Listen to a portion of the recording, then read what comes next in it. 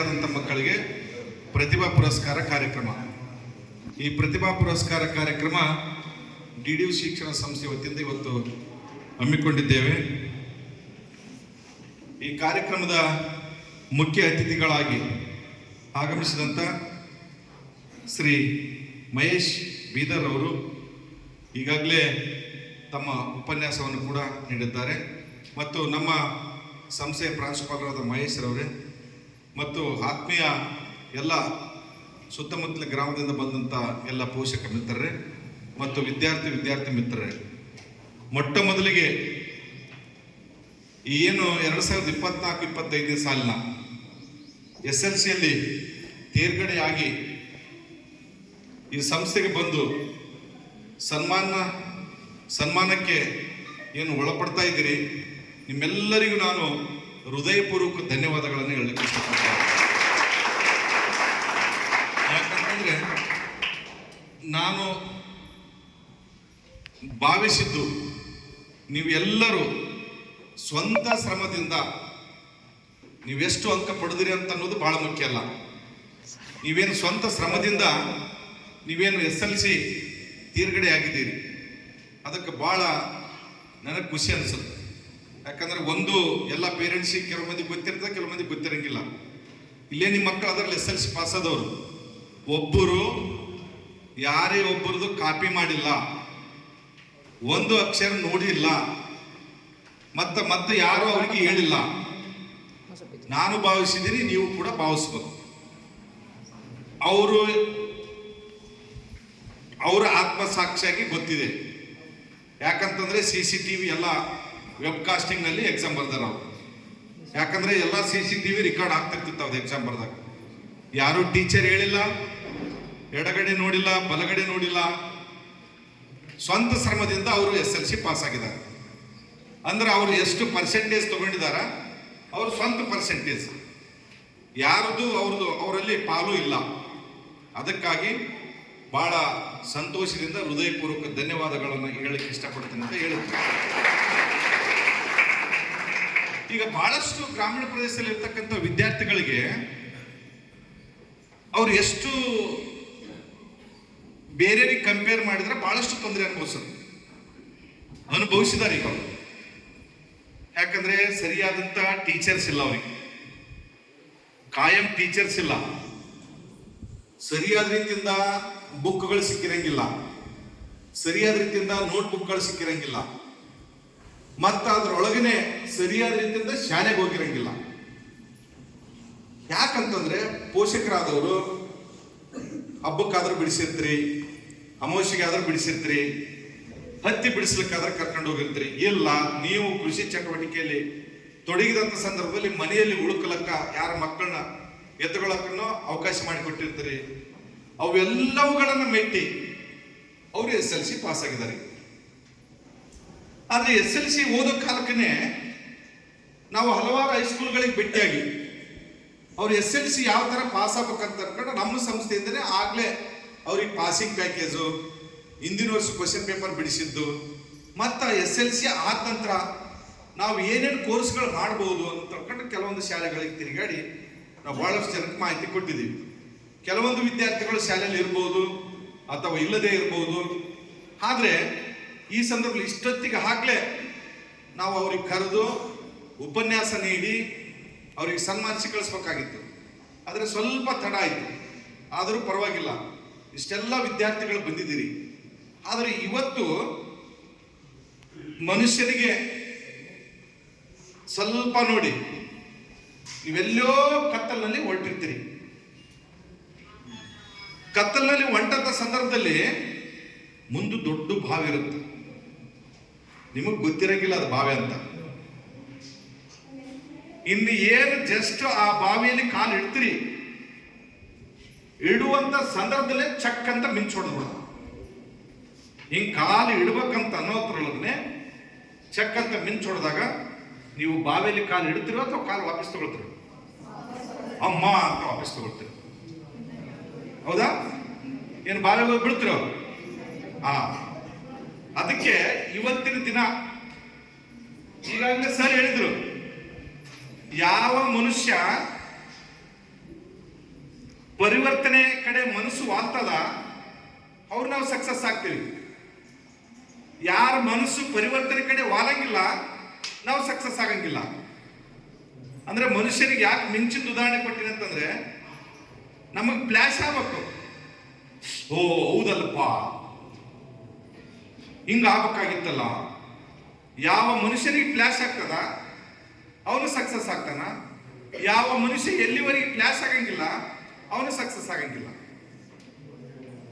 Very simple. ಬಹಳ ಸಂತೋಷದಿಂದ ಹುಡುಗರು ನಗ್ತಾರ. ಅವ್ರಿಗೇನಂತಂದ್ರೆ ಈ ಖುಷಿ, ಈಗ ಎಂಜಾಯ್, ಆನಂದ ಅನುಭವಿಸ್ಬೇಕು, ಸಂತೋಷ ಅನುಭವಿಸ್ಬೇಕು. ಕ್ಯೂರಿಯಾಸಿಟಿ ಜಾಸ್ತಿ ಅವ್ರಿಗೆ.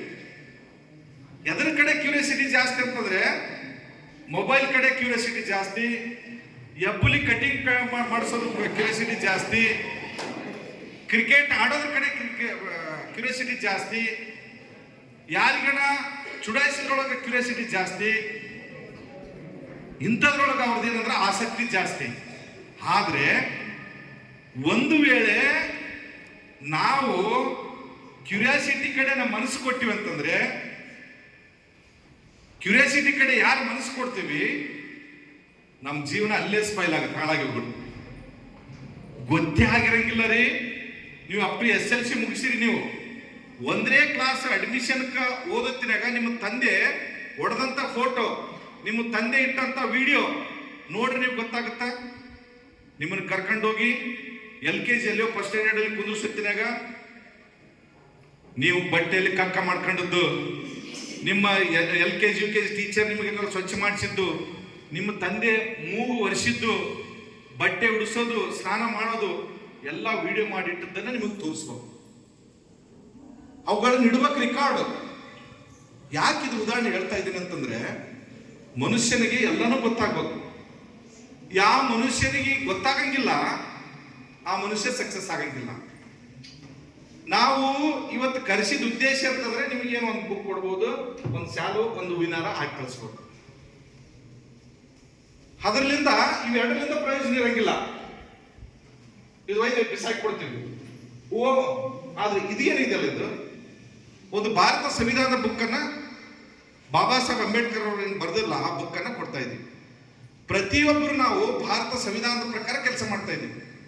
ನಮಗೆ ಯಾರಿಗೆ ಭಾರತ ಸಂವಿಧಾನ ಸಂಪೂರ್ಣ ಅರ್ಥ ಇದೆನೋ, ಭಾರತ ಪ್ರಸ್ತಾವನೆ ಸಂಪೂರ್ಣ ಅರ್ಥ ಇದೆನೋ ನಾವು ಗುರಿ ಮುಟ್ತೀವಿ. ಯಾರಿಗೆ ಸಂಪೂರ್ಣ ಬಾಬಾ ಸಾಹೇಬ್ ಅಂಬೇಡ್ಕರ್ ಬಗ್ಗೆ ಗೊತ್ತಿರಂಗಿಲ್ಲ, ಯಾರಿಗೆ ಸಂಪೂರ್ಣ ಬಾಬಾ ಸಾಹೇಬ್ ಸಂವಿಧಾನದ ಬಗ್ಗೆ ಗೊತ್ತಿರಂಗಿಲ್ಲ, ಅವ್ರು ನಾವೇನ್ ಮಾಡ್ತೀವಿ ಅಂದ್ರೆ ಬೇರೆ ಬೇರೆ ಚಟುವಟಿಕೆಯಲ್ಲಿ ಭಾಗವಹಿಸ್ತೀವಿ. ಅದಕ್ಕೆ ವಿದ್ಯಾರ್ಥಿಗಳು ಇವತ್ತು ಬಂದು ಸೇರಿದಿರಿ. ಈಗಾಗಲೇ ಸರ್ ಏನ್ ಹೇಳಿದಾರೆ ಮಾತುಗಳು, ಆ ಮಾತುಗಳಿಂದ ನಿಮ್ದು ಇವತ್ತಿನ ನಡವಳಿಕೆ ಬದಲಾವಣೆ ಆಗ್ಬೇಕು.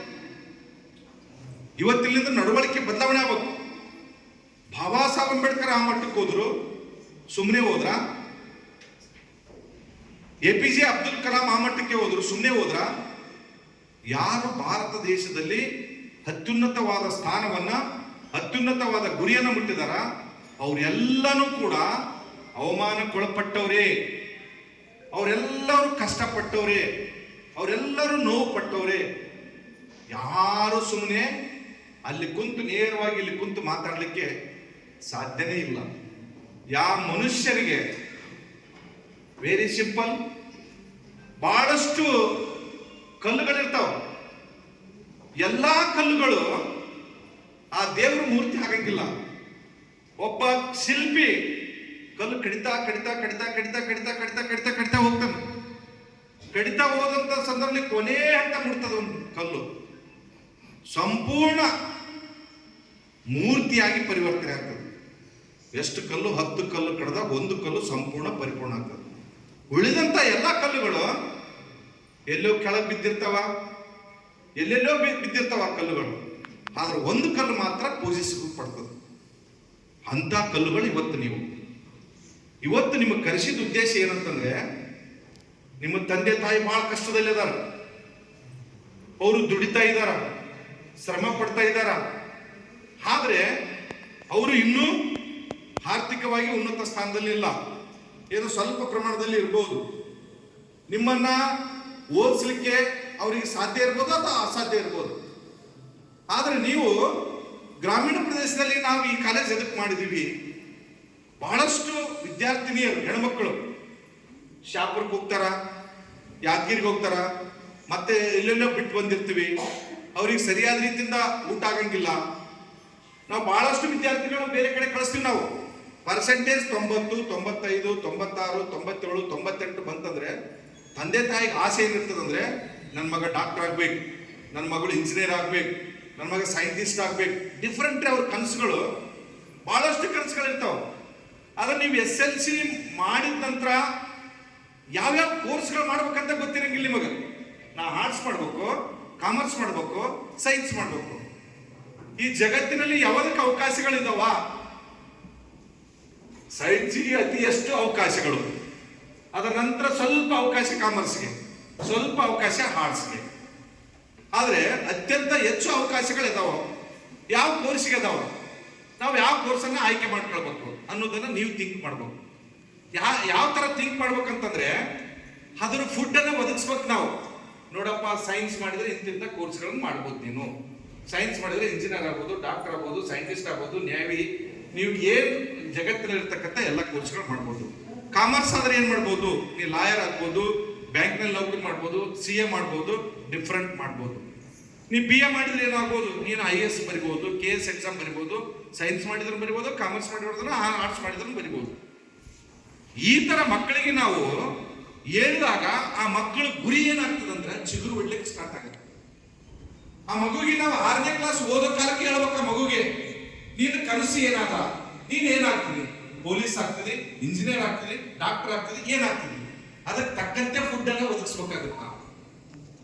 ಅದಕ್ಕೆ ತಕ್ಕಂತೆ ನಮ್ಮ ಮನೆಯಲ್ಲಿ ಒಬ್ಬನ ಕುಸ್ತಿ ಪಟ್ಟು ತಯಾರು ಮಾಡ್ತೀವಿ ನಾವು. 4 ಮಂದಿ ಅಣ್ಣ ತಮ್ಮರಿರ್ತಾರೆ, ಒಬ್ಬನ ಕುಸ್ತಿ ಪಟ್ಟು ತಯಾರು ಮಾಡ್ತಾರೆ. ಆ 3 ಮಂದಿಗೆ ಬೇರೆ ಫುಡ್ ಕೊಡ್ತಾರೆ, ಆಹಾರ ಊಟ ಕೊಡ್ತಾರ. ಈ ಕುಸ್ತಿ ಆಡೋರಿಗೆ ಬೇರೆ ಊಟ ಕೊಡ್ತಾರೆ. ಅದೇ ತರ ನಿಮ್ಗೂ ಕೂಡ 6ನೇ ತರಗತಿಯಿಂದ ಮಕ್ಕಳಿಗೆ ನಾವು ಕನಸುಗಳನ್ನು ಬಿತ್ತಬೇಕು, ಕನಸುಗಳನ್ನು ಕಾಣ್ಬೇಕು. ನೀವು ಕನಸುಗಳನ್ನ ಕಂಡ ಕನಸುಗಳಂತಂದ್ರ ರಾತ್ರಿಯಲ್ಲಿ ಹೋಳಿ ಊಟ ಮಾಡಿದ್ದು, ರಾತ್ರಿ ಕನಸಿನಲ್ಲಿ ಬಂಗಾರ ಸಿಕ್ಕದ್ದು, ರಾತ್ರಿ ಕನಸಿನಲ್ಲಿ ಯಾರೋ ಸತ್ತಂಗ ಆದದ್ದು, ಯಾರೋ ಸತ್ತಿರ್ತಾರೆ, ಲಬಲಬ ಹೋಯ್ಕೊಂಡಿರ್ತೀವಿ ರಾತ್ರಿಯಲ್ಲಿ. ಯಾರು ಪರೇಶನಾಗಿ ಬಂದು ನೋಡಿರ್ತಾರ, ಯಾಕೋ ಏನಾಯ್ತು ಅಂತಂದು, ಏನು ಕನಸಿನಾಗ ಯಾರೋ ಸತ್ತಿದ್ರು, ಅದ್ರ ಸಲುವಾಗಿ ನಾನು ವೈಕಲ್ಯ ಕಟ್ಟಿದ್ದೆ. ಅಂತ ಕನಸುಗಳಲ್ಲ. ನಿಮ್ಮ ತಂದೆ ತಾಯಿಗಳಿಗೆ ಅವಕಾಶ ಏನು ಸಿಕ್ಕಿರ್ಬೇಕು ಅದು ಅವಕಾಶ ಸಿಕ್ಕಿಲ್ಲ. ನಿಮ್ಮ ತಂದೆ ಏನೋ ಹಾಕ್ಬೇಕಾಗಿತ್ತು, ನಿಮ್ಮ ತಂದೆ ಅವಕಾಶ ಸಿಕ್ಕಿಲ್ಲ, ಆಗಿಲ್ಲ. ಆದ್ರೆ ನಮ್ಮ ತಂದೆಯ ಕನಸನ್ನ ನಾನು ನನಸು ಮಾಡ್ಬೇಕು. ನನಸು ಮಾಡ್ಬೇಕಂತಂದ್ರೆ ಒಂದನ್ನ ಅರ್ಥ ಮಾಡ್ಕೊಳ್ರಿ ನೀವು, ಎಲ್ಲನೂ ಕೂಡ ಪ್ರತಿಭೆಯಿಂದ ಸಾಧ್ಯ. ಹಣ ಬೇಕಾಗಿಲ್ಲ. ಯಾರಿಗೆ ಪ್ರತಿಭೆ ಇರ್ತದ ಅವರು ಗುರಿ ಮುಟ್ಲಿಕ್ಕೆ ಸಾಧ್ಯ. ಯಾರು ಶ್ರಮಪಟ್ಟು ಓದ್ತೀವಿ ಅವರು ಗುರಿ ಮುಟ್ಲಿಕ್ಕೆ ಸಾಧ್ಯ. ಯಾರು ಶ್ರಮಪಟ್ಟು ಓದಂಗಿಲ್ಲ ಅವರು ಗುರಿ ಮುಟ್ಲಿಕ್ಕೆ ಸಾಧ್ಯ ಇಲ್ಲ. ನೀವು ಆರ್ಟ್ಸ್ ಮಾಡ್ಬೋದು, ಇಲ್ಲಿ DDUನಲ್ಲಿ ಕಾಮರ್ಸ್ ಮಾಡ್ಬೋದು, ಸೈನ್ಸ್ ಮಾಡ್ಬೋದು, ಮತ್ತು ಒಳ್ಳೆ ಟೀಚರ್ಸ್ ಅದ, ಒಳ್ಳೆ ಫಲಿತಾಂಶ ಬರ್ತದ 100%. ಎಲ್ಲ ನೀಟ್ ಟೀಚ್ ಮಾಡ್ತಾರೆ, IIT ಮಾಡ್ತಾರೆ, ಮತ್ತು CET ಮಾಡ್ತಾರೆ, ಎಲ್ಲ ಮಾಡ್ತಾರೆ. ನಾವೇನು ಬಹಳಷ್ಟು ಜನ ಏನ್ ಮಾಡ್ತೀವಿ ಅಂತಂದ್ರೆ ಜಸ್ಟ್ ಸ್ವಲ್ಪ ಪರ್ಸೆಂಟೇಜ್ ಬಂದ ನಂತರ ಬೇರೆ ಏನೋ ಹೇಳ್ಬಿಡ್ತಾರೆ. ಅಲ್ಲಿ ಭಾರಿ ಅದ, ದೂರದ ಬೆಟ್ಟ ನುಣಗ, ಗುಲ್ಬರ್ಗ ಭಾರಿ ಅದ ಸರ್, ದಾವಣಗೆರೆ ಭಾರಿ ಅದ, ಬೆಂಗಳೂರು ಭಾರಿ ಅದ, ಬೀದರ್ ಭಾರಿ ಅದ, ಯಾದಗಿರಿ ಭಾರಿ ಅದ, ಶಾಪುರ ಭಾರಿ ಅದ. ಮಗು 1ರಿಂದ 10ನೇ ತರಗತಿವರೆಗೆ ದೂರ್ನಳ್ಳಿ ಊಟಕ್ಕೆ ಅಡ್ಜಸ್ಟ್ ಆಗಿರ್ತದ, ದೂರ್ನಳ್ಳಿ ನೀರಿಗೆ ಅಡ್ಜಸ್ಟ್ ಆಗಿರ್ತದ, ದೂರ್ನಳ್ಳಿ ವಾತಾವರಣಕ್ಕೆ ಅಡ್ಜಸ್ಟ್ ಆಗಿರ್ತದ, ದೂರ್ನಳ್ಳಿ ಪರಿಸರಕ್ಕೆ ಅಡ್ಜಸ್ಟ್ ಆಗಿರ್ತದೆ. ಕೆಲವೊಂದು ಮಕ್ಕಳು ಹೊರಗಡೆ ಹೋಗಿ 1 or 2, 4, 5, 10% ಅಡ್ಜಸ್ಟ್ ಆಗ್ಬೋದು. ಹೊರಗಿನ ಊಟಕ್ಕ, ಹೊರಗಿನ ಫ್ರೆಂಡ್ಸ್ಗೆ, ಹೊರಗಿನ ಭಾಷೆಗೆ, ಹೊರಗಿನ ಟೀಚಿಂಗ್. ಇಲ್ಲಿ ಕನ್ನಡ ಮೀಡಿಯಂ ಇದ್ದಂಥ ವಿದ್ಯಾರ್ಥಿಗಳಿಗೆ ನಾವು ಏನ್ ಮಾಡ್ತೀವಿ ಅಂತಂದ್ರೆ, ಅವರು ಬಹಳಷ್ಟು ಜನ ಅಮ್ಮ ಸೈನ್ಸ್ ಇಂಗ್ಲಿಷ್ನಾಗ ಇರುತ್ತ, ಒಪ್ಪ ಆಗಂಗಿಲ್ಲ. No, very simple. ಇದು ಫ್ಯಾನ್ ಅನ್ನು ತಯಾರು ಮಾಡಿದವರು ಯಾರು? ನಿಮಗೆ ಹೇಳ್ತಾ ಇದ್ದೀನಿ, ಯಾರು? ಮನುಷ್ಯನಿಲ್ಲ. ಇದು ಟೇಬಲ್ ತಯಾರು ಮಾಡಿದವರು, ನನ್ನನ್ನು ತಯಾರು ಮಾಡಿದವರು, ಈ ಡಯಸ್ ಅನ್ನು ತಯಾರು ಮಾಡಿದವರು, ನಿಮ್ಮನ್ನೆಲ್ಲ ತಯಾರು ಮಾಡಿದವರು ಮನುಷ್ಯಲಿಂದ ಸಾಧ್ಯ ಅದಲ್ಲ. ಮತ್ತೆ ಮನುಷ್ಯಲಿಂದ ಸಾಧ್ಯ ಆದಂತಂದ್ರೆ ನಿಮ್ಲಿಂದ ಯಾಕೆ ಸಾಧ್ಯ ಇಲ್ಲ? ಮನುಷ್ಯನಿಗೆ ಯಾವಾಗಲೂ ಹೆದರಿಕೆ ಇರಬಾರ್ದು. ಪ್ರತಿಯೊಬ್ಬ ಮನುಷ್ಯನಿಗೆ ಧೈರ್ಯ ಇರಬೇಕು. ಇದನ್ನು ಮಾಡೇ ಮಾಡ್ತೀನಿ ಅಂತ ಅನ್ಕೊಂಡು, ಇದು ನಾ ಸಾಧಿಸ್ತೀನಿ. DDU ಕಾಲೇಜ್ಗೆ ಫಸ್ಟ್ ಬಂದೇ ಬರ್ತೀನಿ, ತಾಲೂಕಿಗೆ ಫಸ್ಟ್ ಬರ್ತೀನಿ, ಜಿಲ್ಲೆಗೆ ಫಸ್ಟ್ ಬರ್ತೀನಿ, ರಾಜ್ಯಕ್ಕೆ ಫಸ್ಟ್ ಬರ್ತೀನಿ. ಅದು ಮನೋಸ್ಥಿತಿ ಯಾರು ಸಿದ್ಧ ಆಗ್ಬೇಕು? ಯಾರು ಸಿದ್ಧ ಆಗ್ಬೇಕು? ನಿಮ್ದಲ್ಲ. ಫಸ್ಟ್ ನಿಮ್ಮ ಮನೋಸ್ಥಿತಿ ಸಿದ್ಧ ಆಯ್ತು ಅಂತಂದ್ರೆ ನೀವು 50% ಸಕ್ಸಸ್ ಆದಾಗ. ಎಷ್ಟು ಪರ್ಸೆಂಟ್ ಸಕ್ಸಸ್ ಆದಂಗ? 50% ಸಕ್ಸಸ್ ಆದಾಗ. 50% ನಾವು ಸಕ್ಸಸ್ ಆದಿವಿ ಅಂತಂದ್ರೆ ರಿಮೈನಿಂಗ್ 50% ಇಲ್ಲಿರ್ತಕ್ಕಂಥ ವಾತಾವರಣ, ಇಲ್ಲಿರ್ತಕ್ಕಂಥ ಲೆಕ್ಚರ್ಸು, ಇಲ್ಲಿರ್ತಕ್ಕಂಥ ಪ್ರಿನ್ಸಿಪಾಲ್ಸು, ಇಲ್ಲಿರ್ತಕ್ಕಂಥ ಮ್ಯಾನೇಜ್ಮೆಂಟು ಸರಿಯಾದ ರೀತಿಯಿಂದ ನಿಮಗೆ ಮಾರ್ಗದರ್ಶನ ಕೊಟ್ಟರೆ ನೀವು 100% ಗುರಿ ಮುಟ್ತೀರಿ. ಅದಕ್ಕಾಗಿ ಮ್ಯಾಕ್ಸಿಮಮ್ ನಮ್ಮ ಸಲಹೆ ಏನಂತಂದ್ರೆ ಮ್ಯಾಕ್ಸಿಮಮ್ ವಿದ್ಯಾರ್ಥಿಗಳು ಆರ್ಟ್ಸನ್ನು, ಮ್ಯಾಕ್ಸಿಮಮ್ ವಿದ್ಯಾರ್ಥಿಗಳು ಸೈನ್ಸನ್ನು ಚಾಯ್ಸ್ ಮಾಡ್ಕೊಳ್ರಿ. ನೀವು 10ನೇ ಕ್ಲಾಸ್ ಯಾರು ಫಸ್ಟ್ ಕ್ಲಾಸ್ ಬಂದಿರಿ, 60 ಮೇಲ್ಪಟ್ಟಿದ್ದೀರಿ, 50 ಮೇಲ್ಪಟ್ಟಿದ್ದೀರಿ, ನೀವು ನಂಬಲಕ್ಕೆ ಸಾಧ್ಯ ಇಲ್ಲ. SSLCಯಲ್ಲಿ ನಾನು SSLC 1992 ಪಾಸ್ ಆಗಿದ್ದೀನಿ. ಎಷ್ಟರಲ್ಲಿ? 1992ನೇ ಇಸ್ವಿಯಲ್ಲಿ ಶಾಪುರ್ನಲ್ಲಿನೇ. ಕೇವಲ ಆ ಬ್ಯಾಚ್ನಲ್ಲಿ ಒಟ್ಟಿ ಬಸಪ್ಪ ಅಂತ ಪ್ರಿನ್ಸಿಪಾಲ್ ಇದ್ರು. ಕೇವಲ 13 ಜನ ಪಾಸ್ ಆದಿವಿ ಆ ಬ್ಯಾಚ್ನಲ್ಲಿ. ಎಷ್ಟು ಜನ? 13 ಜನ. ಅಲ್ಲಿ ಸೆಕ್ಷನ್ ಅಂದ್ರೆ ABCDE 5 ಸೆಕ್ಷನ್. ನಿಮ್ಗೆ ಹೆಂಗೆ ವೆಬ್ಕಾಸ್ಟ್ ಹೆಂಗೆ ಎಕ್ಸಾಮ್ ಬರೀಸ್ಯಾರ, ಅವಾಗೂ ಕೂಡ ಆ ಥರ ಎಕ್ಸಾಮ್. ಒಟ್ಟಿ ಬಸಪ್ಪ ಪ್ರಿನ್ಸಿಪಾಲ್ ಅಂದ್ರೆ ಫೇಮಸ್. ಯಾರು ರೂಮ್ ಸೂಪರ್ವೈಸರ್, ಅಲ್ಲಿರ್ತಕ್ಕಂಥ ಟೀಚರ್ಸ್, ಅಲ್ಲಿರ್ತಕ್ಕಂಥ ಮಕ್ಕಳು ಯಾರು ಹಳ್ಳಿಯಾಡ್ಬಾರ್ದು. ಅಂತ ಎಕ್ಸಾಮ್ ನೀವು ನಂಬಲಕ್ಕೆ ಸಾಧ್ಯ ಇಲ್ಲ. 53% ಅಂದು. ಎಷ್ಟು ಪರ್ಸೆಂಟ್? 53%. ಸೈನ್ಸ್ ಜಾಯ್ನ್ ಆಗಿದೆ ಇಲ್ಲಿ ಭೀಮರಂಗುಡಿಯಲ್ಲಿ. ನಾನು ಗೌರ್ಮೆಂಟೇ ಸೈನ್ಸ್ ಜಾಯ್ನ್ ಆಗಿದೆ, ಅಲ್ಲಿ ಫಸ್ಟ್ ಕ್ಲಾಸ್ ಪಾಸ್ ಆದೆ. ಯಾಕೆ? ಎಫರ್ಟ್. ಮನುಷ್ಯನಿಗೆ ಅವಮಾನ, ಅಪಮಾನ, ಆಮೇಲೆ ಸನ್ಮಾನ. ಯಾವ ಮನುಷ್ಯನಿಗೆ ಅವಮಾನ ಆಗ್ತದ, ಯಾವ ಮನುಷ್ಯನಿಗೆ ಅಪಮಾನ ಆಗ್ತದ, ಯಾವ ಮನುಷ್ಯನಿಗೆ ಅಶ್ವಿನಿ ಬೆಲೆ ಗೊತ್ತಾಗ್ತದ, ಆ ಮನುಷ್ಯ ಮಾತ್ರ ನಾವು ಸಕ್ಸಸ್ ಆಗ್ತೀವಿ. ಇಲ್ಲಂತಂದ್ರೆ ಸಕ್ಸಸ್ ಆಗಂಗಿಲ್ಲ. ಯಾಕಂದ್ರೆ ಆ ಫೋನ್ಯಾಗ ಮಾತಾಡೋದು ಅರ್ಜೆಂಟ್ ಅದಾವ. ನಮ್ಮ ಜೀವನ ಏನು ಹಾಳು ಮಾಡ್ಲಕತ್ತೇವ ಅಂತಂದ್ರೆ ಇವತ್ತು ಫೋನ್ಗಳು ಹಾಳು ಮಾಡ್ಲಕತ್ತೇವ, ಟಿವಿಗಳು ಹಾಳು ಮಾಡ್ಲಕತ್ತೇವ, ಗಾಡಿಗಳು ಹಾಳು ಮಾಡ್ಲಕತ್ತೇವ. ಇವೆಲ್ಲ ಸಮೂಹ ಮಾಧ್ಯಮ ಏನಾವಲ್ಲ, ಮಾತಾಡ್ಬಾರ್ದು ದಯವಿಟ್ಟು. ಇವೆಲ್ಲವುಗಳನ್ನು ನಮ್ಮನ್ನ ಹಾಳು ಮಾಡ್ತಾ ಇದ್ದಾವ. ಯಾರು ನಾವು ಫೋನ್ ಮುಟ್ಟಂಗಿಲ್ಲ ನೋಡ್ರಿ. ಎಕ್ಸಾಮ್ ಸಿಸ್ಟಮ್, ನೀವು ಬರೆಯೋ ಎಕ್ಸಾಮ್ ಸಿಸ್ಟಮ್, ನಾವು ಬರೆಯೋ ಎಕ್ಸಾಮ್ ಸಿಸ್ಟಮ್ ಚೇಂಜ್ ಆಗಿಲ್ಲ. ಅದೇ ಟೆಕ್ಸ್ಟ್ ಬುಕ್ ಕೊಡ್ತಾರ, ಅದೇ ಸಿಲೆಬಸ್ ಕೊಡ್ತಾರ, ಅದೇ ಕ್ವೆಶ್ಚನ್ ಪೇಪರ್ ತೆಗ್ತಾರ, ಅದೇ ಎಕ್ಸಾಮ್ 3 ತಾಸು ಬರೀಬೇಕು, ಅದೇ ಎಕ್ಸಾಮ್ ಪಾಸ್ ಆಗ್ಬೋದು. ಚೇಂಜ್ ಆಗಿದೆನಾ? ಚೇಂಜ್ ಆಗಿಲ್ಲ. ಬಟ್ ನಮ್ಮ ಮಸ್ತಕದಲ್ಲಿ ನಾವು ಜ್ಞಾನವನ್ನು ಸಮೃದ್ಧವಾಗಿ ಇಟ್ಕೊಳ್ಬೇಕು. ಇಟ್ಕೊಂಡಾಗ ಮಾತ್ರ ನಾವು ಸಕ್ಸಸ್ ಆಗ್ಬಲ್ಲೆವು. ಅದಕ್ಕೆ ವಿದ್ಯಾರ್ಥಿಗಳು ಇಲ್ಲಿ ನಮ್ಮಲ್ಲಿ ಯಾವ ಥರ ಟೀಚ್ ಮಾಡ್ತಾರೆ ಅಂತಂದ್ರೆ, ಸೈನ್ಸಿಗೆ ಜಾಯಿನ್ ಆಗ್ತಾರೆ ವಿದ್ಯಾರ್ಥಿಗಳು. ಬಹಳಷ್ಟು ಕನ್ನಡ ಮೀಡಿಯಂನಿಂದ ಬಂದಿರ್ತೀರಿ. ಭೌತಶಾಸ್ತ್ರ ಅಂದ್ರೆ ಏನು ಇಂಗ್ಲಿಷ್ನಲ್ಲಿ ಅಂತಂದ್ರೆ ಒಬ್ರು ಜೂಲಜಿ ಅಂತಾರೆ, ಒಬ್ರು ಬಾಟ್ನಿ ಅಂತಾರೆ, ಒಬ್ರು ಕೆಮಿಸ್ಟ್ರಿ ಅಂತಾರೆ. ಫಿಸಿಕ್ಸ್ ಅಂತ ಹೇಳಂಗಿಲ್ಲ ಬಹಳಷ್ಟು ಜನ, ಯಾಕಂದ್ರೆ ಆ ಶಬ್ದ ಯೂಸ್ ಮಾಡಿರಂಗಿಲ್ಲ. ನಾವು 15 ದಿನದ ಕಾಲ ಏನ್ ಮಾಡ್ತೀವಿ ಅಂದ್ರೆ ಫಿಸಿಕ್ಸ್, ಕೆಮಿಸ್ಟ್ರಿ, ಮ್ಯಾಥಮೆಟಿಕ್ಸ್, ಬಯಾಲಜಿ, ಆ ಯಾವ ಇಂಗ್ಲಿಷ್ ವರ್ಡ್ಗಳು ಇರ್ತಾವ ಒಂದು ಕಡೆ ಮಾಡಿ ಅವರಿಗೆ ಓದಿಸಿ ಗೊತ್ತು ಮಾಡಿದ ನಂತರ ಅಮ್ಮ ನನಗೆ ಈಸಿ ಆಯ್ತು ನೋಡು 15 ದಿನದೊಳಗೆ. ಫಿಸಿಕ್ಸ್ ಅಂದ್ರೆ ಗೊತ್ತಾಯ್ತು, ಕೆಮಿಸ್ಟ್ರಿ ಅಂದ್ರೆ ಗೊತ್ತಾಯ್ತು, ಮ್ಯಾಥಮೆಟಿಕ್ಸ್ ಅಂದ್ರೆ ಗೊತ್ತಾಯ್ತು, ಜೂಲಜಿ ಅಂದ್ರೆ ಗೊತ್ತಾಯ್ತು, ಬಾಟ್ನಿ ಅಂದ್ರೆ ಗೊತ್ತಾಯ್ತು, ಜಾಮೆಟ್ರಿ ಅಂದ್ರೆ ಗೊತ್ತಾಯ್ತು, ಅಲ್ಜಿಬ್ರಾ ಅಂದ್ರೆ ಗೊತ್ತಾಯ್ತು, ಎಲ್ಲ ಗೊತ್ತಾಯ್ತು ನೋಡಪ್ಪ ನನಗೆ ಈಸಿ ಅಂತ ಅನ್ಬೇಕು ಮಕ್ಕಳು. ಅವ್ರಿಗೆ ಗ್ರಾಮರ್ ಈಸಿ ಆಗ್ಬೇಕು. ಅಂದಾಗ ಮಾತ್ರ ಆ ಮಗು ಏನಂತಂದ್ರೆ ಸೈನ್ಸಿಗೆ ಜಾಯ್ನ್ ಆಗಲಿ, ಕಾಮರ್ಸ್ ಜಾಯ್ನ್ ಆಗಲಿ, ಆರ್ಟ್ಸ್ ಜಾಯ್ನ್ ಆಗಲಿ ಈಸಿ ಆಗುತ್ತೆ ಆ ಮಗುಗೆ. ಯಾಕಂದ್ರೆ ಬುನಾದಿ ಚೆನ್ನಾಗಿರ್ಬೇಕು. ಒಂದು ಕಟ್ಟಡದ ಬುನಾದಿ ಚೆನ್ನಾಗಿತ್ತಂದ್ರೆ ನಾವು ಇಷ್ಟೆಲ್ಲ ಒಜ್ಜಿ ತಾಳೋದಿಲ್ಲ.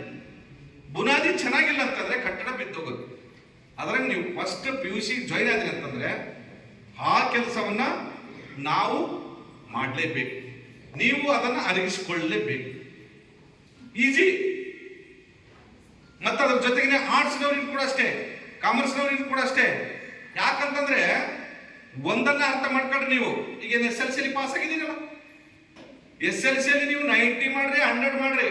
ಸರ್ ನಾನು SSLC ಪಾಸ್ ಆಗಿದ್ದೀನಿ, ನನಗೆ ಒಂದು ಪ್ಯೂನ್ ನೌಕರಿ ಕೊಡ್ರಿ ಅಂತಂದ್ರೆ ಯಾರು ಕೊಡಂಗಿಲ್ಲ. ನೀವು ಯಾರೋ ಕೊಡಂಗಿಲ್ಲ. ಯಾಕೆ ಕೊಡಂಗಿಲ್ಲ? ಪ್ರತಿಯೊಂದಕ್ಕೂ ಎಕ್ಸಾಮ್ ಮಾಡಿದಾರೆ. ಈಗ ಪ್ರತಿಯೊಂದಕ್ಕೆ ಏನ್ ಮಾಡಿದಾರ? ಎಕ್ಸಾಮ್ ಮಾಡಿದಾರ. ನೀವು SSLC 100% ಮಾಡ್ಬೋದು, PUC 100% ಮಾಡ್ಬೋದು, ಡಿಗ್ರಿ 100% ಮಾಡ್ಬೋದು. ನೀ ಎಷ್ಟೇ ಪರ್ಸೆಂಟೇಜ್ ಮಾಡಿದ್ರು ಕೂಡ ಪ್ರತಿ ಒಂದು ಜಾಬಿಗೆ ಹೋಗ್ಬೇಕಂದ್ರ ನೀ ಎಕ್ಸಾಮ್ ಬರೀಲೇಬೇಕು. ಏನ್ ಬರೀಲೇಬೇಕು? ಎಕ್ಸಾಮ್ ಬರೀಲೇಬೇಕು.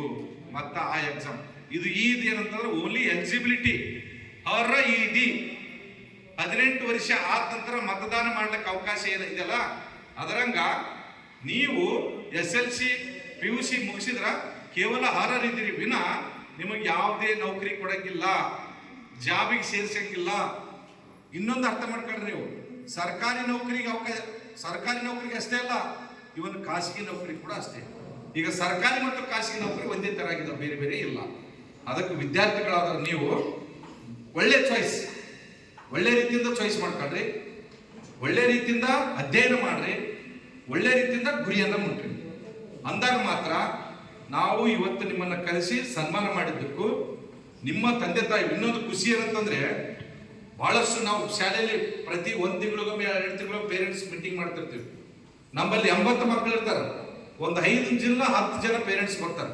ಅದು ಇಷ್ಟೊಂದು ಜನ ಪೇರೆಂಟ್ಸ್ ಬಂದಾರಂದ್ರೆ ಇವತ್ತು ಬಹಳ ಖುಷಿ ಅನ್ಸುತ್ತೆ.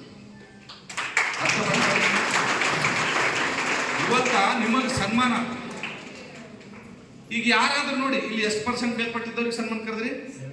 70. ನೋಡಿ 70, ಈಗ 60 ಕೆಳಗಿದ್ದವ್ರನ್ನ, ಫಾರ್ ಎಕ್ಸಾಂಪಲ್ 50 ಇದ್ದವ್ರನ್ನ ಇಲ್ಲಿ ಸನ್ಮಾನ ಕರೆದಲ್ಲ. ನಿಮ್ಮದು ಸನ್ಮಾನ ಮಾಡಲಿಕ್ಕೆ ಎಲ್ಲರಿಗೆ ಅವಕಾಶ ಸಿಕ್ಕಿಲ್ಲ, ಕೇವಲ ಕೆಲವೊಂದು ಜನಕ್ಕೆ ಅವಕಾಶ ಸಿಕ್ಕದ. ಅದಕ್ಕೆ ನಿಮ್ಮ ಪೇರೆಂಟ್ಸ್ ನಿಮಗೆ ಸನ್ಮಾನ ನೋಡೋದ್ರ ಜೊತೆಗೆ ಅವರು ಸಂತೋಷ ಮತ್ತು ಖುಷಿ ಪಡ್ತಾರೆ. ಫಸ್ಟ್ ಬಹಳಷ್ಟು ನೋಡಿದೆ ನಾನು, ಆಗ್ಲೇ ನಿಮಗೆ ಹೇಳಿದ್ನಲ್ಲ ನಾನು, ನಿಮಗೆ LKG ಹಿಡ್ಕೊಂಡು ಅಪ್ ಟು ಹುಡುಗರು, ಎಸ್ಪೆಷಲಿ ಹುಡುಗರದ್ದು ವಿಡಿಯೋ ಮಾಡ್ಬೇಕು, ಎಸ್ಪೆಷಲಿ ಹುಡುಗರದ್ದು ವಿಡಿಯೋ ಮಾಡ್ಬೇಕು. ಯಾಕೆ ವಿಡಿಯೋ ಮಾಡ್ಬೇಕಂತಂದ್ರೆ ನೀವು ಪ್ರಾಕ್ಟಿಕಲ್, ನೀವು ಒಳ್ಳೆಗಿರ್ತಾರಲ್ಲ, ಪ್ರಾಕ್ಟಿಕಲ್ ಜೀವನ, ಪ್ರಾಯೋಗಿಕ ಜೀವನವನ್ನು ನೋಡ್ಬೇಕು ನೀವು. ಒಂದು ತಾಯಿಗೆ, ನಾನು ನಮ್ಮ ಊರಲ್ಲಿ ಬಹಳಷ್ಟು 70 to 80% ನೋಡ್ತೀನಿ. ನಾವು ಒಂದು ತಾಯಿಗೆ 4 ಜನ ಗಂಡಸು ಮಕ್ಕಳು, ಒಂದು ತಾಯಿಗೆ 3 ಜನ ಗಂಡಸು ಮಕ್ಕಳು ಅದಾರ, ಒಂದು ತಾಯಿಗೆ ಒಬ್ಬವನದ, ಒಬ್ಬರು 5 ಜನ 6 ಜನ 7 ಜನ. ಆ ತಾಯಿ ಇಷ್ಟು ಜನ ಮಕ್ಕಳಿದ್ರು ಕೂಡ ಗಂಡಸು ಮಕ್ಕಳಿದ್ರು, ಒಬ್ಬರು ಗಂಡಸು ಮಕ್ಕಳು ಬಲ್ಲಿಲ್ಲ ರೀ. ಸಪ್ರೇಟ್ ಆ ತಾಯಿ ಅಡಿಗೆ ಮಾಡ್ಕೊಂಡು ಹೋಗ್ತಾಳ, ಒಂದು ಇಲ್ಲ ಅಂತಂದ್ರೆ ಹೆಣ್ಣು ಮಗುವಿನ ಬಲ್ಲಿ ಆ ತಾಯಿ ಆಡ. ಇದು ಸತ್ಯ ಒಪ್ಪಗಂತ್ರೆ. 70% ಹೇಳಿದ್ರಿ, ಇನ್ನು 30% ನಾನು ಹೇಳೋದಿಲ್ಲ. ಅಂದ್ರೆ ಇಷ್ಟಪಟ್ಟು ಮಕ್ಕಳನ್ನ ಯಾಕ ನಾವು ಎತ್ತಬೇಕು? ಆ ಮಕ್ಕಳ ಸಲುವಾಗಿ ಯಾಕೆ ಕಷ್ಟ ಪಡ್ಬೇಕು? ಆ ಮಕ್ಕಳ ಸಲುವಾಗಿ ಯಾಕೆ ಅವಮಾನ ಅನುಭವಿಸ್ಬೇಕು? ಯಾಕೆ ಈ ತರ ಆಗ್ತಾ ಇದೆ ಅಂದ್ರೆ, ಶಿಕ್ಷಣ ಸಂಸ್ಥೆ ಹಳದಂತ ತಂದೆ ತಾಯಿಗಳು ನಿಮಗೆ ಸಂಸ್ಕಾರ ಕೊಡ್ತಾ ಇಲ್ಲ. ನಾವೇನ್ ಮಾಡ್ತೀವಿ, ತಂದೆ ಆದವ್ರು ನನ್ನ ಹಿಡಿದು ಹೇಳ್ತಾ ಇದ್ದೀನಿ, ಏನಪ್ಪಾ ನಾನು ಬಹಳ ಕಷ್ಟಪಟ್ಟು ಓದಿದ್ದೀನಿ, ಓದೋ ಕಾಲಕ್ಕ ನಾನು ಚಪ್ಪಲಿ ಹಾಕೊಂಡಿಲ್ಲ, ಶರ್ಟ್ ಹಾಕೊಂಡಿಲ್ಲ, ಸರಿಯಾದ ಪ್ಯಾಂಟ್ ಉಟ್ಕೊಂಡಿಲ್ಲ, ಬರ್ಲಿಕ್ಕೆ ಪೆನ್ ಸಿಕ್ಕಿಲ್ಲ, ಬರ್ಲಿಕ್ಕೆ ನೋಟ್ಬುಕ್ ಸಿಕ್ಕಿಲ್ಲ, ಬುಕ್ಗಳು ಸಿಕ್ಕಿಲ್ಲ ಅಂತ ನಾ ಏನ್ ಮಾಡ್ತೀನಿ ಅಂತಂದ್ರ, ಒಂದು ಪೆನ್ ಕೊಡಿಸೋದ್ರ ಬದಲು 2 ಕೊಡಿಸ್ತೀನಿ, ಒಂದು ಜೊತೆ ಚಪ್ಪಲಿ ಕೊಡಿಸೋದ್ರ ಬದಲು 2 ಜೊತೆ ಚಪ್ಪಲಿ ಕೊಡಿಸ್ತೀನಿ, ಒಂದು ನೋಟ್ಬುಕ್ ಕೊಡಿಸೋದ್ರಲ್ಲಿ 2 ನೋಟ್ಬುಕ್ ಕೊಡಿಸ್ತೀನಿ. ಪೇರೆಂಟ್ಸ್, ನಾವೇ ಪೇರೆಂಟ್ಸ್ ಆದವರೇ ತಪ್ಪು ಮಾಡೋದು ಫಸ್ಟ್. ಆ ಪ್ರತಿಯೊಂದು ಮಗಳಿಗೆ ನೀವು ಕಷ್ಟ ಅಂತ ಏನು ಗೊತ್ತು ಮಾಡ್ತೀರಿ, ಯಾವ ಮಕ್ಕಳಿಗೆ ಕಷ್ಟ ಅಂತ ಗೊತ್ತು ಮಾಡ್ತೀರಿ, ಆ ಮಗು ಮುಂದೆ ನಿಮ್ಮನ್ನು ಚೆನ್ನಾಗಿ ನೋಡ್ಕೊಳ್ತದ. ಯಾವ ಮಗುವಿಗೆ ನೀವು ಚೆನ್ನಾಗಿ ಅವ್ರಿಗೆ ಕಷ್ಟ ಏನು ಗೊತ್ತು ಮಾಡಂಗಿಲ್ಲ, ಆ ಮಗುನೇ ನಿಮ್ಮನ್ನು ಚೆನ್ನಾಗಿ ನೋಡ್ಕೊಂಗಿಲ್ಲ. ಯಾರು ಸಮೃದ್ಧವಾಗಿ ಬೆಳೆಸ್ತೀರಿ ನಿಮ್ಮ ಮಕ್ಕಳಿಗೆ, ಅದೇ ಮಗುನೇ ನಿಮ್ಮನ್ನು ಚೆನ್ನಾಗಿ ನೋಡ್ಕೊಂಗಿಲ್ಲ. ಅದಕ್ಕೆ ನಾನೇನಂತಂದ್ರೆ LKG UKG ಇಂದ, ಯಾಕಂದ್ರೆ ಸಮೂಹ ಮಾಧ್ಯಮಗಳು ಬಂದಿದ್ದಾವ, ಎಲ್ಲ ವಿಡಿಯೋಗಳು ಮಾಡಿಟ್ಟು ಆತನು ಮದುವೆ ಆದ ಮರುದಿನ ಆತನಿಗೆ ಮತ್ತು ಆತನ ಹೆಂಡತಿಗೆ ಕುಂದಿರ್ಸ್ಬೇಕು, ತಂದೆ ತಾಯಿ ಕುಂದಿರ್ಸ್ಬೇಕು, ಎಲ್ಲ ಅಣ್ಣ ತಮ್ಮರು ಕುಂದಿರ್ಬೇಕು, ಮತ್ತು ಮಗಳನ್ನು ಕೂಡ ಯಾರ ಮನೆಗೆ ಹೋಗಿರ್ತಲ್ಲ ಆಕೆಗೂ ಕೂಡ ಕುಂದಿರ್ಸಿ, ಆ LKG UKG ಇಂದ ಅಪ್ ಟು SLC ತರ ನೀವೇನು ಓದಿಸಿರ್ತಿರಲ್ಲ ಆ ಎಲ್ಲ ವಿಡಿಯೋಗಳು ಹಾಕಿ ಅವರಿಗೆ ತೋರಿಸ್ಬೇಕು. ತೋರಿಸಿದಾಗ ಇಷ್ಟೆಲ್ಲ ಕಷ್ಟಪಟ್ಟಿದ್ದಾರಲ್ಲಪ್ಪ ನನ್ನನ್ನ ಬೆಳೆಸಲಿಕ್ಕೆ, ವಯಸ್ಸಾದ ತಂದೆ ತಾಯಿನೂ ಕೂಡ ನಾವು ಗೌರವದಿಂದ ಕಾಣಬೇಕು, ಪ್ರೀತಿಯಿಂದ ಕಾಣಬೇಕು ಅನ್ನೋ ಮನೋಭಾವನೆ ನಿಮ್ಮಲ್ಲಿ ಬರ್ತದೆ. ಬಹಳಷ್ಟು ಮಕ್ಕಳು ಇವತ್ತು ತಂದೆ ತಾಯಿ ಜೊತೆ ಮಾತಾಡಂಗಿಲ್ಲ, ನಂಬಲಕ್ಕೆ ಸಾಧ್ಯ ಇಲ್ಲ. ನೀವೇನು ಕೊರೋನಾ ಆಯ್ತಲ್ಲ, ಕೊರೋನಾ ನಂತರದ ಅವಧಿಯಲ್ಲಿ ಮಕ್ಕಳು ಯಾವಾಗ ಮೊಬೈಲ್ಗೆ ಅಡಿಕ್ಟ್ ಆದ್ರು, ಇವತ್ತು ಒಬ್ರು ಯಾರೋ XYZ ಪೇರೆಂಟ್ಸ್ ಬಂದಿದ್ರು, ಮೊಬೈಲ್ ಕೊಡಿಸಿಲ್ಲ ಅಂತ ಹೇಳ್ಕೊಂಡು ತಾಯಿ ಕೊಡದನ್ರಿ ಅವನು. ಮೊಬೈಲ್ ಕೊಡಿಸಿಲ್ಲ ಅಂತ ತಾಯಿ ಕೊಡ್ತಿದ್ದಾನ. ವಿಚಾರ ಮಾಡ್ಕೊಂಡು ನೀವು. ಮತ್ತೆ ಸಂಸ್ಕಾರ ಯಾರು ಕೊಡ್ಬೇಕು? ಆ ಮಗುವಿಗೆ ಬೆಳೆಸ್ಬೇಕು ಯಾರು? ಒಂದು, ಸಮಾಜದಲ್ಲಿ ಇರ್ತಕ್ಕಂಥವ್ರು ತಿಳುವಳಿಕೆ ಕೇಳಬೇಕು. ಎರಡು, ಹುಟ್ಟಿಸಿದ ತಂದೆ ತಾಯಿ ತಿಳುವಳಿಕೆ ಕೇಳಬೇಕು. ಇನ್ನ ಮೂರು, ಶಾಲೆಯಲ್ಲಿ ಪೋಷಕರು, ಶಾಲೆಯಲ್ಲಿ ಶಿಕ್ಷಕರು ಸಂಸ್ಕಾರ ಕೊಡಬೇಕು. ನಾವು ಮುಂದಿನ ಭವ್ಯ ಭಾರತದ ಯುವಕರ ಮತ್ತು ಯುವತಿಯರ ಸರಿಯಾದ ರೀತಿಯಿಂದ ನಾವು ಬೆಳೆಸಿಲ್ಲ ಅಂತಂದ್ರೆ ಇವತ್ತು ಈ ದೇಶಕ್ಕೆ ಅಪಮಾನ ಮತ್ತು ಈ ನಾಡಿಗೆ ಅಪಮಾನ. ಅದಕ್ಕಾಗಿ ವಿದ್ಯಾರ್ಥಿಗಳೇ, ನೀವೇನು ಇವತ್ತು ಬಂದಿದ್ದೀರಿ, ಫಸ್ಟ್ ಸಂಸ್ಕಾರ ಬೇಕು ಮನುಷ್ಯನಿಗೆ. ಸಂಸ್ಕಾರ ಅಂದ್ರೆ ಸರಿಯಾದ ರೀತಿಯಿಂದ ಮಾತಾಡುವುದು, ತಂದೆ ತಾಯಿಗೆ ರೆಸ್ಪೆಕ್ಟ್ ಕೊಡುವುದು, ನಿನ್ನ ಸುತ್ತಮುತ್ತಲಿರೋ ಇದ್ದವರಿಗೆ ಗೌರವದಿಂದ ಕಾಣೋದು, ಯಾವಾಗಲೂ ಪಾಸಿಟಿವ್ ಆಗಿ ವಿಚಾರ ಮಾಡ್ತಕ್ಕಂಥದ್ದು. ಪಾಸಿಟಿವ್ ಆಗಿ ವಿಚಾರ ಮಾಡ್ತಕ್ಕಂಥದ್ದಂದ್ರೆ 12ನೇ ಶತಮಾನದಲ್ಲಿ ಇರ್ತಕ್ಕಂಥ ಬಸವಣ್ಣವರು ಕಳಬೇಡ, ಕೊಲಬೇಡ, ಹುಸಿಯ ನುಡಿಯಲಬೇಡ, ತನ್ನ ಬಣ್ಣಿಸೋ ಬೇಡ, ಇದೆಲ್ಲ ವಚನ ಓದಿದ್ರಿಲ್ಲ? ಸುಮ್ಮನೆ ಎಕ್ಸಾಮ್ ಸಲುವಾಗಿ ಓದಬಾರ್ದು. ಎಕ್ಸಾಮ್ ಸಲುವಾಗಿ ಓದಿ ಬರೆದು ಬಂದದ್ದಲ್ಲ. ಆ 12ನೇ ಶತಮಾನದಲ್ಲಿ ಇರ್ತಕ್ಕಂಥ ಬಸವಣ್ಣನ ವಚನ ನಮ್ಮ ಜೀವನದಲ್ಲಿ ಅಳವಡಿಸ್ಕೊಳ್ಬೇಕು ನಾವು. ವೆರಿ ಸಿಂಪಲ್ ರೀ. ನಾನೊಬ್ಬ ಬೇಸಿಕಲಿ ಪ್ರೈಮರಿ ಟೀಚರ್, ನಾನು ಪ್ರಾಥಮಿಕ ಶಾಲಾ ಶಿಕ್ಷಕ. ಇದು ಒಂದು ಶಾಲೆ ಆಗಲ್ಲ. ಇದು ಒಂದು ಶಾಲೆ ನಾನು ಬಳ್ಳಾರಿಯೋ, ಬೆಂಗಳೂರು ಅಥವಾ ಎಲ್ಲರೂ ದೊಡ್ಡ ಸಿಟಿ ಒಳಗೆ ಮಾಡಿದ್ದೆ ಅಂತ ತಿಳ್ಕೊಂಡು, ಒಂದು ವರ್ಷಕ್ಕೆ ಕನಿಷ್ಠ 10 ಕೋಟಿ ರೂಪಾಯಿನ ಗಳಿಸ್ಬೋದು. ನಾವು ಎಷ್ಟು ಕೋಟಿ ಗಳಿಸ್ಬೋದು? 10 ಕೋಟಿಯನ್ನ ಗಳಿಸ್ಬೋದು. ಯಾಕೆ ನಾನು ಸ್ವಾತಂತ್ರ್ಯ ಸಿಕ್ಕಿ 75 ವರ್ಷ ಆದ್ರೂ ಇಲ್ಲಿ ದೋರ್ನಳ್ಳಿಯಲ್ಲಿ ಒಂದು ಇಂಗ್ಲಿಷ್ ಮೀಡಿಯಂ ಸ್ಕೂಲ್ ಇಲ್ಲ, CBSE ಸ್ಕೂಲ್ ಇಲ್ಲ, PUC ಇಲ್ಲ, ಯಾಕೆ ಸ್ಥಾಪನೆ ಮಾಡ್ಬೇಕಂತ ಮಾಡಿದೆ? ವಿಚಾರ ಮಾಡ್ಕೊಂಡು ನೀವು. ಇಲ್ಲಿರ್ತಕ್ಕಂಥ ಜನರಿಗೆ ಅವಕಾಶ ಇಲ್ಲ, ಸಿಕ್ಕಿಲ್ಲ. ಇಂಗ್ಲಿಷ್ ಮೀಡಿಯಂ ಅವಕಾಶ ಸಿಕ್ಕಿಲ್ಲ, CBSE ಸ್ಕೂಲ್ ಅವಕಾಶ ಸಿಕ್ಕಿಲ್ಲ, PUC ಅವಕಾಶ ಸಿಕ್ಕಿಲ್ಲ. ಹಣಕಾಸಿನ ದುಡ್ಡು ಸ್ವಲ್ಪ ಅನುಕೂಲ ಇದ್ದವರು ಏನೋ ಓದಿಸ್ಬೋದು, ಬೇರೆ ಕಡೆ ಓದಿ. ಅವಕಾಶ ಇಲ್ಲದವರು ನಮ್ಮಲ್ಲಿ PUC ಫಸ್ಟ್ ಇಯರ್ಗೆ ಪ್ರತಿ ಒಂದು ಸೆಕ್ಷನ್ಗೆ 10 ಸೀಟನ್ನು ಫ್ರೀ ಕೊಡ್ತೀವಿ ನಾವು. ತಂದೆ ಇರ್ಲಾರ್ದವರಿಗೂ, ತಾಯಿ ಇರ್ಲಾರ್ದವರಿಗೂ, ಕೆಟ್ಟ ಬಡತನ ಪರಿಸ್ಥಿತಿಯು ಮತ್ತು ಹೈಯೆಸ್ಟ್ ಮೆರಿಟ್ ಮಾಡಿದವರಿಗೆ ಫ್ರೀ 10 ಸೀಟ್ ಫ್ರೀ ಕೊಡ್ತೀವಿ. ಯಾಕ? ಆ ಪ್ರತಿಭೆಗಳು ಹೊರಗೆ ಬರಲಿ. ನನ್ನ ಕನಸು ಏನಾದಂತಂದ್ರೆ ಪ್ರತಿ ಹಳ್ಳಿಯಲ್ಲಿ ಡಾಕ್ಟರ್ಸು, ಇಂಜಿನಿಯರ್ಸು, ಸೈಂಟಿಸ್ಟು ಉದ್ಭವ ಹಾಕ್ಲಿ ಅಂತ ಅನ್ಕೊಂಡು. ನೋಡಿ, ಒಂದು 10 ವರ್ಷ ಆದ ನಂತರ ಪ್ರತಿ ಹಳ್ಳಿಯಲ್ಲಿ ಹೋಗಿ ನೋಡ್ರಿ ನೀವು. 10 ವರ್ಷ ಆದ ನಂತರ ನೋಡ್ರಿ, ಪ್ರತಿ ಹಳ್ಳಿಯಲ್ಲಿ ಹೋಗಿ ನಾನು ಚಾಲೆಂಜ್ ಮಾಡ್ತೀನಿ ನಿಮಗೆ. ಪ್ರತಿ ಊರಿನಲ್ಲಿ ಬೀದರಳ್ಳಿ ತಗೊಳ್ರಿ, ತಂಗಡಿಗೆ ತಗೊಳ್ರಿ, ಇಬ್ರಾಹಿಂ ತಗೊಳ್ರಿ, ಅಬ್ಬಳ್ಳಿ ತಗೊಳ್ರಿ, ಮತ್ತೆ ಈ ಕಡೆ ತಳಬೀಡಿ ತಗೊಳ್ರಿ, ಕನ್ಯಾಕುಮಾರಿ, ಸುತ್ತಮುತ್ತ ಎಷ್ಟು ಊರ್ಲಿಂದ ಬರ್ತಾರೆ ಹುಡುಗರು. 10 ವರ್ಷ ಆದ ನಂತರ ನಾನು ಚಾಲೆಂಜ್ ಮಾಡ್ತಾರೆ, ಆ ಊರಿನಲ್ಲಿ doctors, engineers, scientist, KS officers, IAS officers ಇರ್ತಾರೆ. ಯಾಕ? ಇಲ್ಲಿ ಆರ್ಟ್ಸ್ ಮತ್ತು ಕಾಮರ್ಸ್ ಮತ್ತು ಸೈನ್ಸ್ ಮಾಡಿದವರಿಗೆ KS ಎಕ್ಸಾಮ್ದಲ್ಲಿ ಕೂಡ ಪ್ರತಿಯೊಂದು ನಾವು ಏನ್ ಮಾಡ್ತೀವಿ ಅಂತಂದ್ರೆ, ನಮ್ಗೆ ಗೊತ್ತಿಲ್ಲ, ಡಿಗ್ರಿ ಆದ್ಮೇಲೆ ನಾನು DC ಆಗ್ಬೇಕು, AC ಆಗ್ಬೇಕು, ತಹಸೀಲ್ದಾರ್ ಆಗ್ಬೇಕಂತ ವಿಚಾರ ಇರ್ತದೆ. ನಮ್ಮಲ್ಲಿನೇ ಏನ್ ಮಾಡ್ತೀವಿ, ಸಿಲೆಬಸ್ ಸಪ್ರೇಟ್ ಹೇಳ್ತಾರ, ಆ ಕಾಂಪಿಟೇಟಿವ್ ಎಕ್ಸಾಮ್ ಬಗ್ಗೆ ಸಪ್ರೇಟ್ ಹೇಳ್ತಾರೆ. ಆ ಕಾಂಪಿಟೇಟಿವ್ ಎಕ್ಸಾಮ್ ನಮಗೆ ಗೊತ್ತಾಯ್ತು ನಾಲೆಜ್ ಅಂತಂದ್ರೆ ಆಟೋಮೆಟಿಕ್ ಆಗಿ ನಾವು ಪತ್ರಿಕೆಯಲ್ಲಿ ಓದ್ತೀವಿ. ನೋಡು, ಡಿಗ್ರಿ ಮುಗಿಸಿದ ತಕ್ಷಣನೇ ಆಟೋ ಡ್ರೈವರ್ ಮಗಳು IAS ಆಗಿದ್ದಾಳ, ಪೊಲೀಸ್ ಮಗಳು IAS ಆಗಿದ್ದಾಳ. ಮೊನ್ನೆ ನೋಡಿದ್ವಿ, ಕುರಿ ಕಾಯೋನ ಮಗ IAS ಆಗಿದ್ದಾನ, IPS ಆಗಿದ್ದಾನ ಅಂತ ನೋಡ್ತೀವಿ ನಾವು ಯೂಟ್ಯೂಬ್ ನಲ್ಲಿ.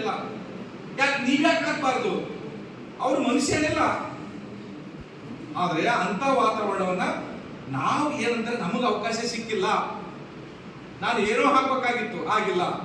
ಆದ್ರೆ ಮತ್ತೊಬ್ಬರಿಗೆ ನಾವು ಕ್ರಿಯೇಟ್ ಮಾಡೋಣ, ನಾವು ಶ್ರಮ ಪಡೋಣ ಅಂತ ತಿಳ್ಕೊಂಡು ದೋರ್ನಳ್ಳಿ, ವಡಗೇರ, ಯಾದಗಿರಿ, ಶಾಪೂರು, ಸೇಡಮು, ಗುಲ್ಬರ್ಗ ಇಂಥ ಎಲ್ಲಾ ಕಡೆ ಏನಂತಂದ್ರೆ ಅವಕಾಶ ಸಿಗ್ಲಿ, ಕಡಿಮೆ ಶುಲ್ಕದಲ್ಲಿನೇ ವಿದ್ಯಾರ್ಥಿಗಳಿಗೆಲ್ಲ ಸವಲತ್ತು ಸಿಗ್ಲಿ ಅನ್ನೋ ದೃಷ್ಟಿಯಿಂದ ಶಾಲೆಗಳನ್ನ ಮಾಡಿದ್ವಿ.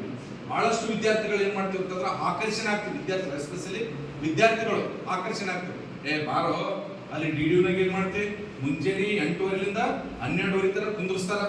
ಇಲ್ಲಿ ಶಾಪುರಕ್ಕೆ ಹೋದ್ರೆ ಒಂದು 2 ಪೀರಿಯಡ್ ಇರ್ತಾರ, ಆರಾಮ್ ಎಂಜಾಯ್ ಮಾಡಿ ಸಿನಿಮಾ ನೋಡಿ ಮಜಾ ಮಾಡಿ ಬರ್ಬೋದು. 2 ವರ್ಷ ನೀವು ಮಜಾ ಮಾಡಿದ್ರಿ ಅಂತಂದ್ರೆ ನಿಮ್ಮ ಜೀವನದ 70 ವರ್ಷಗಳ ಕಾಲ ಹೋಗ್ಲಿ, 20 ವರ್ಷ ನೀವು ಇದ್ದೀರಿ ಅಂತ 50 ವರ್ಷಗಳ ಕಾಲ ನೀವು ಪರೇಶಾನ್ ಅನುಭವಿಸ್ಬೇಕಾಗುತ್ತೆ. ಈಗ ಸಮೃದ್ಧವಾದ ವಯಸ್ಸು.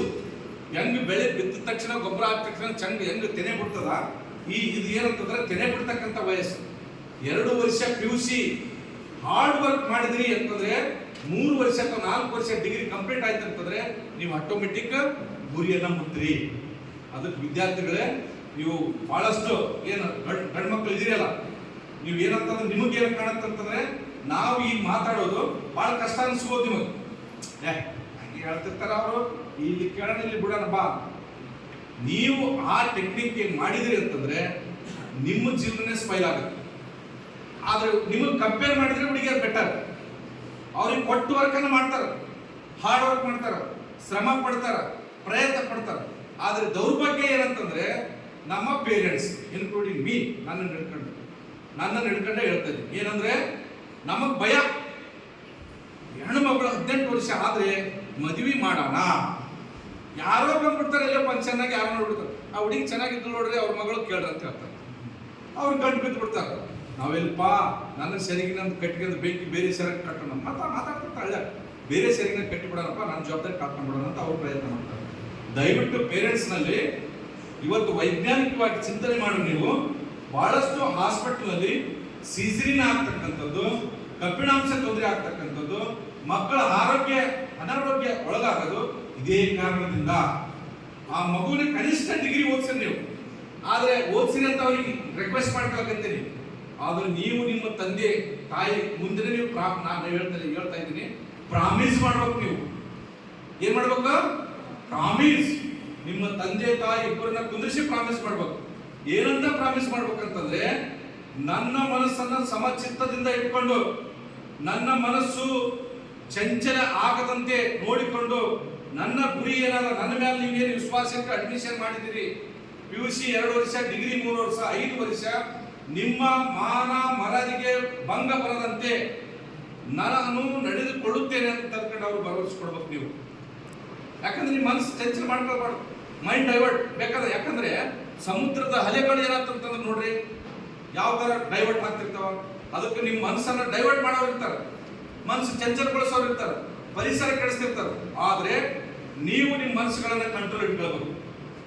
ನೀವು ಯಾರ ಮನಸ್ಸುಗಳನ್ನ ಕಂಟ್ರೋಲ್ ಇಟ್ಕೊಳ್ತೀರಿ, ನೀವು ಗುರಿ ಮುಟ್ತೀರಿ, ನೀವು ಉನ್ನತ ಸ್ಥಾನಕ್ಕೆ ಹೋಗ್ತೀರಿ, ನಿಮ್ಮ ತಂದೆ ತಾಯಿ ಕೀರ್ತಿ ಬರ್ತದ. ಯಾಕಂದ್ರೆ ತಂದೆ ತಾಯಿ ನಿಮ್ಮನ್ನ ಅಪಾರವಾದ ಗೌರವ ಮತ್ತು ಪ್ರೀತಿಯಿಂದ ಕಾಣಿದ್ದಾರೆ.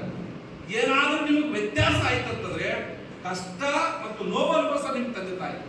ಅವ್ರಿಗೆ ನೀವೇನ್ ಮಾಡ್ಬೇಕಂದ್ರೆ ಅಶೂರೆನ್ಸ್ ಕುಂದಿರಿಸಿ ಹೇಳ್ಬೇಕು. ನೀವು ಅಪ್ಪ ಅಮ್ಮ, ನಾನು ನನ್ನ ಮನಸ್ಸನ್ನ ಡೈವರ್ಟ್ ಮಾಡ್ಕೊಳ್ಳೋದನ್ನೇ, ಯಾರೇ ನನಗೆ ತೊಂದರೆ ಕೊಟ್ಟರು ಕೂಡ ನಿಮ್ಮ ಗಮನಕ್ಕೆ ತಂದು ನಾನು ತೊಂದರೆಯನ್ನು ಬಗೆಹರಿಸ್ಕೊಳ್ತೀನಿ, ನನ್ನ ಮೈಂಡ್ ಡೈವರ್ಟ್ ಮಾಡ್ಕೊಂಗಿಲ್ಲ, ನಾನು ಗುರಿ ಮುಟ್ಟುವವರೆಗೆ ನಾನು ಅಧ್ಯಯನ ಮಾಡ್ತೀನಿ, ಗುರಿ ಮುಟ್ಟಿದ ನಂತರ ನಾವು ನೀವು ಸೇರಿ ನಿರ್ಧಾರ ತೆಗೆದುಕೊಳ್ಳೋಣ ಅಂತ ಅನ್ಕೊಂಡು ನೀವು ಭಾಷೆ ಕೊಟ್ಟಿರಿ ಅಂತಂದ್ರೆ ನಿಮ್ಮ ತಂದೆ ತಾಯಿ ನೆಮ್ಮದಿಯಾಗಿ ನಿದ್ದೆ ಮಾಡ್ತಾರೆ, ನಿಮಗೆ ಚೆನ್ನಾಗಿ ನೋಡ್ಕೊಳ್ತಾರೆ. ಯಾಕಂತಂದ್ರೆ ಪ್ರತಿಯೊಂದಕ್ಕೂ ಒಂದು ಹಂತ ಇದೆ. ಆ ಹಂತ ಮುಗಿದ ನಂತರನೇ ಎಲ್ಲ ಪ್ರಕ್ರಿಯೆಗಳು ಜರುಗ್ತವೆ ನಾಡಿನಲ್ಲಿ.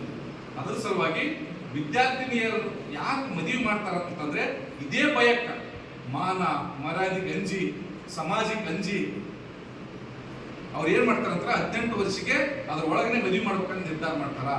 ಆದರೆ ನಾನು ಈಗಾಗಲೇ ಹೇಳಿದಂತೆ ಮತ್ತೆ ರಿಪೀಟ್ ಮಾಡೋಂಗಿಲ್ಲ, ಒಂದು ದಿನ ಸರ್ಪ್ರೈಸ್ ಇವತ್ತೇ ನೀವು ಮನೆಗೆ ಹೋಗಿ ಕುಂದ್ರಿಸಿ ನಿಮ್ಮ ತಂದೆ ತಾಯಿ ಹೇಳ್ಬೇಕು, ಮದುವೆ ಪ್ರಸ್ತಾಪ ನಾನು ಅಪ್ ಟು ಡಿಗ್ರಿ ಮುಗಿಸೋ ತನಕ, ನಾನು ಒಂದು ಜಾಬ್ ಹಿಡಿಯೋ ತನಕ ಪ್ರಸ್ತಾಪ ಮಾಡಬಾಡ್ರಿ, ನನ್ನ ಗುರಿಯನ್ನು ನಾನು ಮುಡ್ತೀನಿ ಅಂತ ಹೇಳ್ಬೇಕು. ನಾವು ಯಾಕಂದ್ರೆ ದಿನಕ್ಕೆ ಒಂದು 10, 18, 20 ಮದುವೆಗೆ ಹೋಗ್ತೀವಿ. ಈ ಟಿಟಿ ಇರ್ತಾರ, ಈ ಟಿಟಿ ಅಂದ್ರೆ ಎಷ್ಟು ಜಲ್ದಿ ಮದುವೆ ಮಾಡಿದ್ರಲ್ಲ ಅಂತ ಏನು ಸರ್ ಹಿಂಗೆ ಬಂದು ಕೊಟ್ಟಿವಿ ಅಂತಾರೆ. ಆದ್ರೆ ಆ ಮದುವೆ ಆದ ಮಗುನೂ ಕಷ್ಟ ಅನುಭವಿಸ್ತದ, ಆ ಮದುವೆ ಆದ ಮಗುವಿಗೆ ಹುಟ್ಟಿದಂತ ಮಕ್ಕಳು ಕಷ್ಟ ಅನುಭವಿಸ್ತಾರ. ಬಹಳ ನೋವು ಅನ್ಸುತ್ತೆ ನಮಗೆ. ಆ ಮಕ್ಕಳನ್ನ ಐಸಿಯುದಾಗ ಇರ್ತಾರ, ಆ ಗೌರ್ಮೆಂಟ್ ಹಾಸ್ಪಿಟಲ್ ಅಲ್ಲಿ ನೋಡ್ರಿ ನೀವು, ತುಂಬಿರ್ತ ತಾಯಿ ಮಕ್ಕಳು ಹಾಸ್ಪಿಟಲ್ ಮಾಡಿದಾರೆ ಅವ್ರಿಗೆ. ಅದರಿಂದ ಸರಿಯಾದ ರೀತಿಯಿಂದ ಮಕ್ಕಳು ಬೆಳೆದಿರಂಗಿಲ್ಲ. ವೈಜ್ಞಾನಿಕವಾಗಿ ಚಿಂತನೆ ಮಾಡ್ರಿ ನೀವು ಅವ್ರಿಗೆ ಭಾಷೆ ಕೊಡ್ಬೇಕು, ಅವ್ರು ನಿಮ್ಗೆ ಓದಿಸ್ಬೇಕು. ಇಷ್ಟೇ, ವೆರಿ ಸಿಂಪಲ್. ನೀವು ಕೂಡ ಅಷ್ಟೇ, ಹಿಂದಿನವ್ರು ಏನು ಇದ್ದೀರಲ್ಲ ಹುಡುಗರು, ನೀವು ನಿಮ್ಮ ಮನಸ್ಸನ್ನ ಕಂಟ್ರೋಲ್ ಇಟ್ಕೊಳ್ಬೇಕು. ಯಾವ ತರ ಕಂಟ್ರೋಲ್ ಇಟ್ಕೊಳ್ಬೇಕು? ವೆರಿ ಸಿಂಪಲ್ ಹೇಳ್ತೀನಿ, ನಿಮ್ಗೆ ಬಹಳ ಸಲ ಹೇಳಿದ್ದೀನಿ ನಾನು. ಈ ನಾಯಿಯನ್ನು ಸಾಕಿರ್ತೀವಿ ನಾವು, ಏನ್ ಸಾಕಿರ್ತೀವಿ? ಏನು? ನಾಯಿ. ಅದ್ರ ಯಾರು ಸುತ್ತಮುತ್ತ ಇರ್ತದ? ಯಾರು ಸಾಕಿರ್ತೀವಿ ಅವ್ರು ಸುತ್ತಮುತ್ತ ಇರ್ತದಿಲ್ಲ.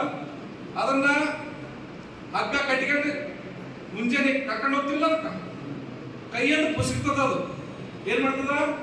ಪುಸಿಕ್ತದ. ಬಾಜು ಬಸ್ ಹೊಂಟಿರ್ತದ, ಟೂ ವೀಲರ್ ಹೊಂಟಿರ್ತದ. ಅವ್ರ ಹಿಂದತ್ತಿ ಏನ್ ಮಾಡ್ತಿರ್ತದ? ಏನ್ ಮಾಡ್ತದ? ಏನ್ ಮಾಡ್ತದ? ಓಡ್ತದ ಓಡ್ತದ ಓಡ್ತದ. ದಮ್ ಬರ್ತದ. ಏನ್ ಬರ್ತದಕ್ಕ? ದಮ್ ಬಂದು ಉಲ್ಟ ಯಾರ ಮೇಲೆ ಬರ್ತದ? ಅದು ಯಾರ ಮೇಲೆ ಬರ್ತದ? ನೀವು ಕೂಡ ಅಷ್ಟೇ. ಅಂದ್ರೆ ಹುಡುಗರು ಹುಡುಗಿಯರು ನಿಮ್ಮ ಮನಸ್ಸು ಏನಾದಲ್ಲ ಆ ನಾಯಿ ತರ ಏನೋ ಆಕರ್ಷಣೆ ಆಗಿ ಟೂ ವೀಲರ್ ಬಸ್ಸಿನಿಂದ ಓಡ್ತಿರ್ತದ ನೋಡ್ರಿ.